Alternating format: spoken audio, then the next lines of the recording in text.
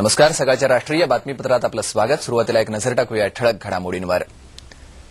Silicon city म्हणून ओळख असणाऱ्या बंगळुरूमध्ये जागतिक व्यापारी केंद्र उभारलं जाणार आहे. राजेंद्रनगरमध्ये सुमारे 29 मजली इमारतीमध्ये हे केंद्र उभारलं जाणार आहे. बंगळुरूत 2011 मध्ये हे जागतिक व्यापारी केंद्र सुरू होणार आहे. हे देशातलं दुसरं जागतिक व्यापारी केंद्र असेल. ब्रिगेड ग्रुप हे व्यापारी केंद्र उभारणार आहे. सर्व प्रकारच्या सेवा या ठिकाणी उपलब्ध असणार आहेत.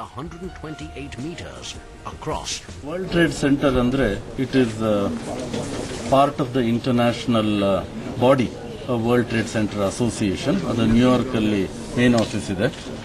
ಇಂಥ ವರ್ಲ್ಡ್ ಟ್ರೇಡ್ ಸೆಂಟರ್ಸ್ ಅವರು ಹೇಳಿದಂಗೆ 317 ವರ್ಲ್ಡ್ ಟ್ರೇಡ್ ಸೆಂಟರ್ ಇನ್ 93 ಕಂಟ್ರೀಸ್ ಅಲ್ಲಿ ಇದೆ.